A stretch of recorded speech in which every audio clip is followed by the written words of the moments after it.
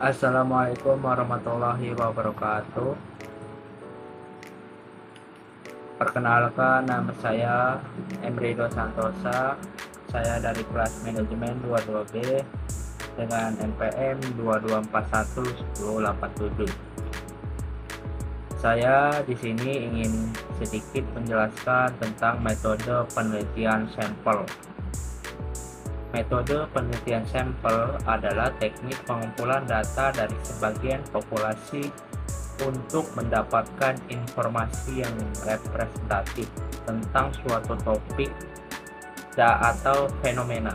Ini memungkinkan penelitian mengumpulkan data secara efisien dan menghemat sumber daya.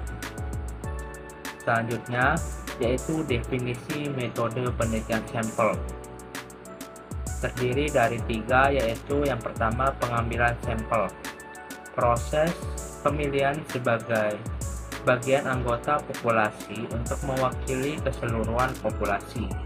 Yang kedua yaitu representasi populasi, di mana sampel harus mencerminkan karakteristik dan sifat dari populasi yang lebih.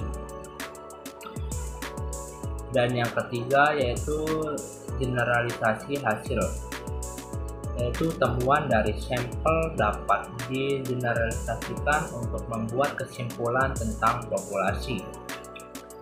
Yang ketiga yaitu tujuan penggunaan metode penelitian sampel, terdiri dari 3, yaitu yang pertama efisiensi, yaitu di mana efisiensi yaitu menghemat waktu, biaya, dan sumber daya dengan hanya meneliti sebagian dari populasi. Yang kedua yaitu akurasi, di mana sampel yang representatif dapat memberikan informasi yang akurat tentang populasi. Dan yang ketiga yaitu generalisasi. Hasil penelitian sampel dapat digeneralisasikan untuk membuat kesimpulan tentang populasi yang lebih besar. Selanjutnya yaitu jenis-jenis metode penelitian sampel, terdiri dari 4. Yang pertama yaitu sampel acak. Sampel acak tersendiri yaitu setiap anggota populasi memiliki kesempatan yang sama untuk terpilih sebagai sampel. Dan yang kedua yaitu sampel sistematis. Sampel ini dipilih dengan interval teratur dari daftar populasi. Dan yang ketiga yaitu sampel pertujuan. Sampel dipilih berdasarkan kriteria tertentu yang dianggap penting oleh penelitian. Dan yang keempat yaitu sampel snowball, yaitu sampel awal digunakan untuk merekomendasikan responden lain yang sesuai.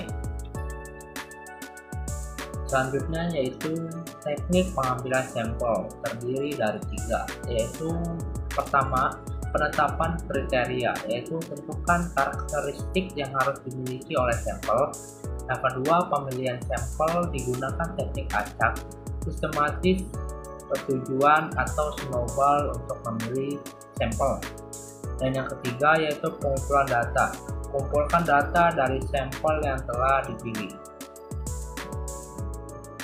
Yang keenam yaitu pertimbangan ukuran sampel, terdiri dari 4, yaitu ukuran populasi. Ukuran populasi, makin besar populasi, makin besar pula sampel yang diperlukan.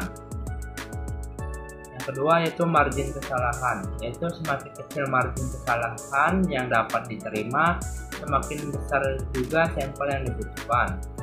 Selanjutnya yaitu tingkat kepercayaan, di mana semakin tinggi tingkat kepercayaan yang diinginkan, semakin besar sampel yang diperlukan. Dan yang terakhir yaitu keragaman populasi, di mana semakin beragam populasi, semakin besar sampel yang dibutuhkan. Selanjutnya yaitu kelebihan dan kekurangan metode penelitian sampel. Yang pertama yaitu kelebihan.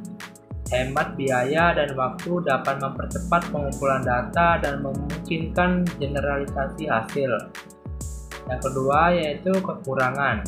hasil tidak sepenuhnya mewakili populasi, ada kemungkinan terjadi bias dan memerlukan keahlian dalam pemilihan sampel.